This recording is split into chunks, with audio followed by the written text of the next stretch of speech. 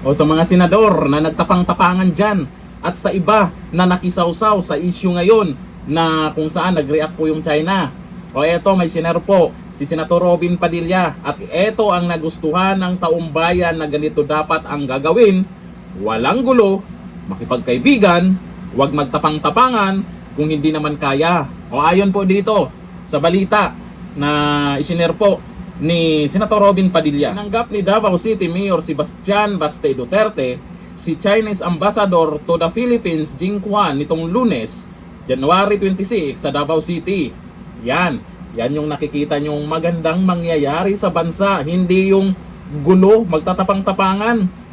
Nasa lungsod ang ambasador para sa 2 araw na pagbisita na layong palakasin ang ugnayang bilateral at kooperasyon sa antas lokal sa pagitan ng Pilipinas at China. At ayon dito kay Senator Robin Padilla, hindi lahat, o sa ibang senador dyan na nagtapang-tapangan ha, hindi lahat ng problema ay kailangang patigasin sa komprontasyon. May mga pagkakataon na ang tahimik na pag-uusap ang tunay na solusyon. Naniniwala ako na sa tamang dialogo, mas napapangalagaan ang kapayapaan at interes ng ating bayan. Buti pa itong si Senator Robin Padilla, alam kung ano yung dapat gawin. Isang senador dyan na gusto pa alisin yung ganito, pakpak ganon. Paano kung gaganti yung China?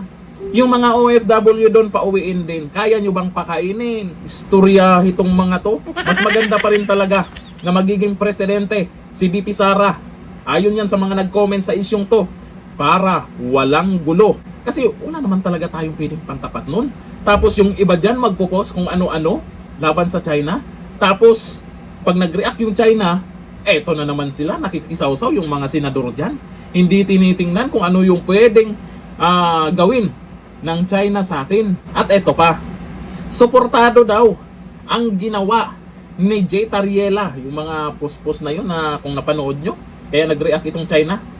Ipinahayag ng Malacanang na suportado ni Pangulong Marcos Jr. Ginawa ni Tariela sa kabila ng diplomatikong protesta ng China laban sa kanya. Ayon kay Palace Press Officer Claire Castro, ito na naman si Claire Castro, ito na naman pala ang nagyayaw-yaw dyan. Malinaw ang posisyon ng Pangulo, hindi isusuko ng Pilipinas kahit 1 pulgada ng teritoryo. Ba't kasi yun lagi yung ini-issue? Oo, hindi isusuko. Hindi ba kagaya sa sinabi ni Senator Robin Padilla na sa maayos na usapan, hindi yung magtapang-tapangan. Kasi kung wag naman sana na magkagulo, ay yung mga magtapang-tapangan ng mga senador yan, unang lilipad yan. Ang maaapektuhan yung mahihirap nating kababayan. Kaya maraming mga nag-comment dyan na dapat ito yung susunod na presidente. Susunod daw kay VP Sara, si Mayor Baste Duterte. Ito namang mga supporters ng Duterte, masyado kayong advance. Baka sisiraan na naman nila si Baste ha.